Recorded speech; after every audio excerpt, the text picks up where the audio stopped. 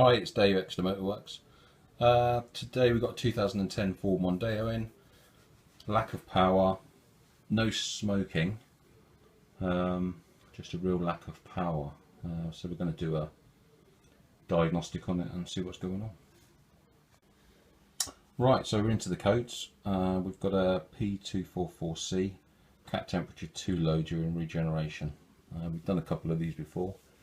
There is a vaporiser, fuel vaporiser in the system, which is screwed into the exhaust downpipe. I've got one here, so I'll show you it. I'll show you how to test it, and then we'll go ahead and replace it. Right, so this is the unit, fuel vaporiser, only available from Ford at the moment. Consists of a couple of components. First of all, we've got a fuel pipe here. There's a pump on the end of the fuel pipe that drives fuel down into the vaporiser. We've got a glow plug here. As we know, diesel won't burn if it's in liquid form, it'll only burn in vapour form.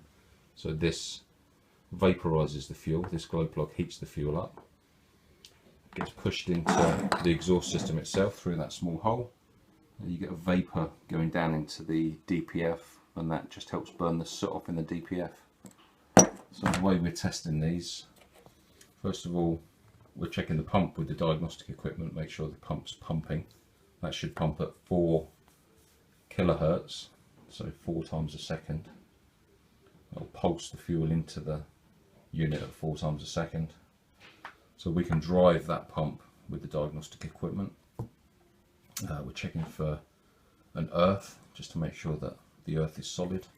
So just a multimeter on that socket and just check that the earth's correct, and then we're doing an ohms test on the glow plug just to make sure that the glow plug's correct.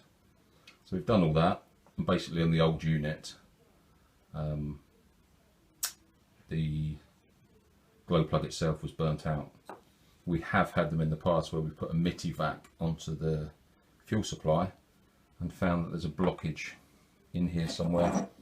Normally that hole blocks up with carbon deposits.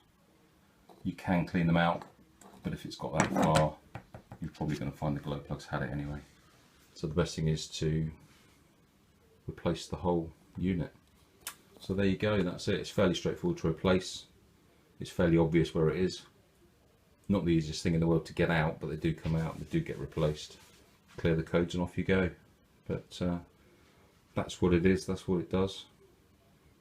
And that's how to test it. So you need a MITI-vac, a multimeter, and obviously the diagnostic equipment to test the pump and to reset the codes. As soon as you've done that, you replace it and you're on your way.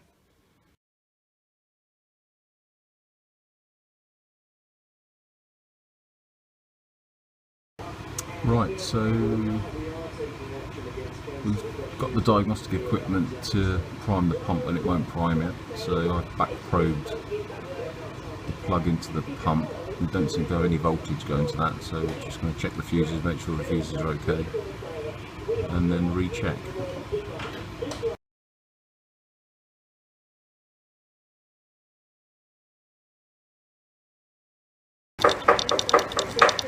Right, so we've replaced the fuse and cleared the fault codes, and now the pump is pulsing. It wouldn't pulse unless the fault codes were cleared, so make sure you clear the fault codes before you run the test. So we did find a blown fuse, which has been replaced. The pump is now pumping, so we can go ahead and replace the unit that we know is faulty.